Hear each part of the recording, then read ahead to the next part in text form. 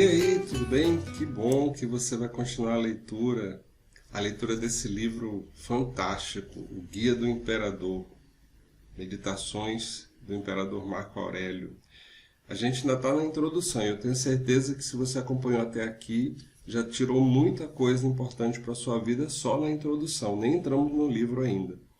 E como a gente falou na aula anterior, agora a gente vai entender um pouco como é que a mente desse cara, no meio de uma guerra, no meio de batalhas, conseguia se manter sã, conseguia se manter bem para escrever coisas tão profundas, tão belas, tão inspiradoras. A gente vai entender qual é o propósito desse livro, essa parte que a gente vai começar a ler e comentar agora. Vamos lá? O propósito do livro. No final do século X, um literato bizantino conhecido como Solda citou várias passagens de uma obra de Marco Aurélio, o rei filósofo, organizada em 12 livros e descritas como a regra de sua vida pessoal. Nós não modificamos esse arranjo, exceto o primeiro livro, que pode ter sido escrito por último e parece ser um reconhecimento ao autor. Todos os outros 11 são semelhantes. O primeiro livro, vocês vão ver, quando a gente começar a ler, que ele é inteiro um livro de agradecimentos. Isso é bastante interessante da característica do Marco Aurélio, mas a gente vai falar disso quando começarmos a ler o primeiro livro. Não há começo, meio ou fim. O leitor pode pegá-lo e iniciar a leitura em qualquer ponto, e os pensamentos que aparecem no segundo livro irão reaparecer sob formas diferentes em posteriores. Esse padrão é constante, com as observações de que necessitamos com maior frequência lembrar do que informar. Também é outra característica do livro, não tem começo e fim, não é uma história.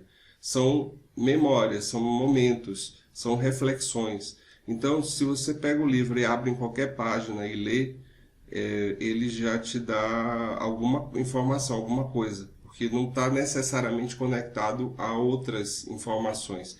Muito embora essas ideias elas vão se repetindo durante o livro. As ideias que ele aborda num tema, daqui a pouco ele vai falar muito, por exemplo, sobre a morte, sobre a forma como os estoicos encaravam a morte, como eles viam a morte como um conselheiro que poderia lhe estar dando atenção devida para o tempo presente. Muito interessante como eles encaram isso. E essa ideia é repetida de diversas formas diferentes, várias vezes durante o livro. Então, qualquer momento que você abrir o livro, você pegou o livro, abriu em qualquer lugar e quiser ler aleatoriamente, aquilo ali vai te dar uma informação valiosa para você refletir durante o seu dia. Pelas notas inseridas entre o primeiro e o segundo, e entre o segundo e o terceiro livros, parece que Marco escreveu o Guia do Imperador durante os últimos anos de sua vida, quando estava acampado com seu exército ao longo do pântano gelado do Danúbio. Então, olha só, além de estar numa guerra, era um local inóspito. A situação não era tranquila, não era um lugar agradável, era um pântano gelado de um rio, o rio Danúbio, que corta a Europa, e não era um momento assim, vou me inspirar no melhor momento, no lugar mais agradável. Não tinha isso. Por quê? Porque para Marco Aurélio, o melhor lugar, o mais inspirador, não estava fora dele, estava dentro dele. Isso é uma outra coisa que os estoicos vão nos ensinar. Existe um paraíso dentro de você. E esse paraíso é alcançável apenas por você. Ninguém mais consegue entrar nele. Esse deve ser o seu refúgio. Lá você vai encontrar paz, aonde você estiver, em que situação você estiver. No entanto, ele não é um diário. Marco quase nunca se refere ao que está acontecendo no acampamento ou no resto do império. Ele está interessado apenas em seus próprios pensamentos, embora não de maneira sistemática ou especulativa. Este não é um tratado filosófico. Os pensamentos de Marco parecem emergir de um diálogo interior que é tão inexorável quanto enraizado no solo argiloso da vida diária. Essa ideia de que o livro, a gente várias vezes se refere ao livro como sendo o diário do imperador, e não é o diário. São pensamentos profundos que ele tem, como diz nesse texto. É como se fosse um diálogo interno. Isso é uma ideia interessante porque Platão ele usava muito diálogos para se comunicar, para fazer suas histórias, para narrar as suas histórias. Ele criava diálogos entre personagens. Mas a ideia principal de Platão e dos estoicos era que esse diálogo, mais do que um diálogo externo com o interlocutor externo, fosse um diálogo interno. Vocês vão notar durante a leitura do livro dos pensamentos que tem momentos que Marco Aurélio parece estar conversando com 2, 3 pessoas, que ele fala uma coisa, daqui a pouco outra pessoa contradiz, mas é ele. E você é assim também, porque você também não se contradiz, você também não tem uma opinião aqui e daqui a pouco você tem uma completamente diferente, você não tem um sentimento e depois você tem um pensamento que contradiz esse sentimento, e que há uma briga interna, há um conflito interno, que esse conflito precisa ser harmonizado. Essa é a ideia do diálogo. Platão fala de diálogo como dia-logos. Logos são ideias, dia, duas. Duas ideias. Eu colocar em confronto 2 ideias, fazer com que elas se misturem, com que elas se conversem entre si, e daí extrair uma terceira ideia, completamente diferente, mas muito mais profunda, porque ela está alimentada dessas duas. Você tira as arestas, tira a parte que diverge dessas ideias e converge para uma ideia única. Isso é um diálogo. Isso pode ser feito entre pessoas e pode ser feito internamente. Quando você tem 2 ideias conflitantes dentro de você, coloque elas para conversar. Converse com você. Dialogue com a sua alma. A sua alma provavelmente tem posturas e pensamentos diferentes do que você está acostumado a ter. Converse com ela, veja, faça um diálogos entre essas ideias que você costuma ter e as ideias que a sua alma tem, para que você possa chegar num resultado, para que você possa ter profundidade. Nós vivemos num mundo em que temos somos muito horizontais e pouco verticais. Nós temos muita largura e pouca profundidade. Sabemos muito pouco sobre muitas coisas e sabemos temos pouca profundidade sobre qualquer uma dessas coisas. Precisamos nos mergulhar em nós mesmos. Essa é a ideia do diálogo do Marco Aurélio. A organização e o conteúdo de O Guia do Imperador sugerem que ele foi escrito como uma série de exercícios de pensamentos consistentes, com uma disciplina encorajada pelos estoicos, como Sêneca e Epíteto, e a partir dos quais depois surgiram os exercícios espirituais da prática cristã. Marco trabalhava em cima da expressão de seus pensamentos e lhe dava várias formas. Algumas vezes as registrava como um diálogo consigo mesmo, outras vezes colocava uma questão e repreendia a si próprio, às vezes contava uma piada ou citava algo que lera, mas sempre estava se lembrando de um preceito estoico que o ajudaria a agir sensatamente em harmonia com a natureza.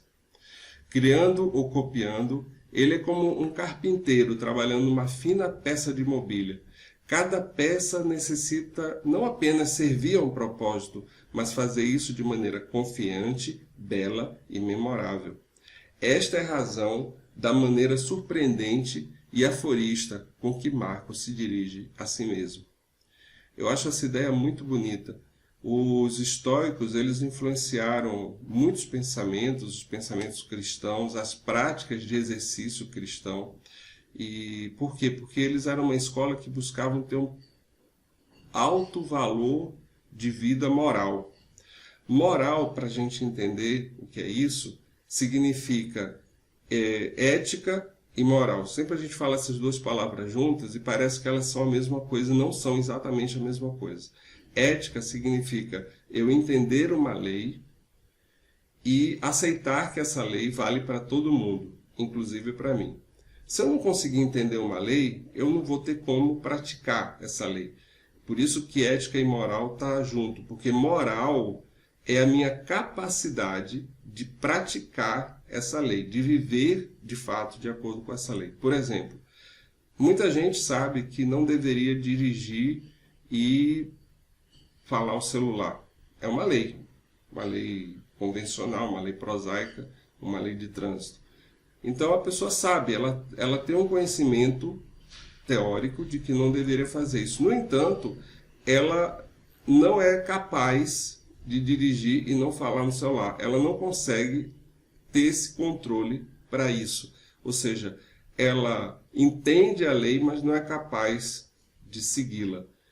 Então a pessoa não tem, na verdade, ela não tem nem ética nem moral, porque se ela não pratica, ela não consegue dizer que é ética. Ela sabe que existe uma lei, mas não é capaz de segui-la. E Marco Aurélio, ele trazia para ele essa responsabilidade de não só entender uma lei não só as leis físicas criadas pelo homem, por ele próprio, que era o imperador, mas as leis da natureza, entender essas leis e praticar uma vida moral que o conduzisse à capacidade de viver essas leis, delas serem práticas para ele. Essa era a ideia principal de um estoico. E aí, quando diz que Marco Aurélio pegava essas ideias, esses pensamentos que eram que pautavam o raciocínio dele, as inspirações dele, e que ele trabalhava isso como carpinteiro, ou seja, ele pegava cada ideia e ele trabalhava essa ideia de diferentes formas. Nós vamos ver no livro que várias ideias são repetidas, mas nunca da mesma forma. Ele trabalhava ela de formas diferentes, como um carpinteiro faz, fazendo vários detalhes, pegando vários detalhes de uma peça. Mas, principalmente, a peça não precisava ser só bonita, ela precisava ser prática, ser útil. E isso também é um conceito muito forte para um estoico. Ter uma retórica, falar sobre um assunto simplesmente por falar, não era válido para eles. Precisava ter uma função prática. Isso é algo que a gente deveria aprender. Qualquer ideia que eu me ocupe em pensar, eu deveria pensar: isso é prático? Dá para usar na minha vida? Como é que eu uso na minha vida? E usar.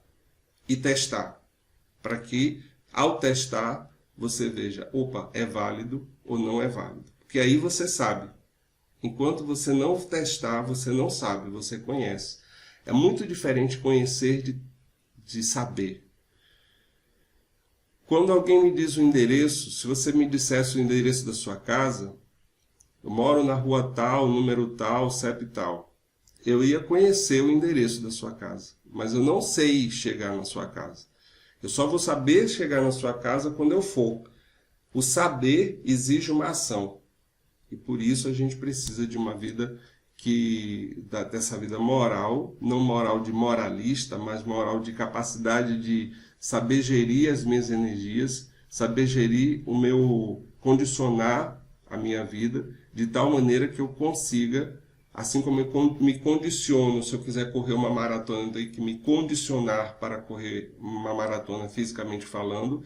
Se eu quiser viver uma vida com profundidade, como Marco Aurélio, eu preciso me condicionar espiritualmente, psicologicamente, para que eu possa ser capaz de ter essa vida, de fato.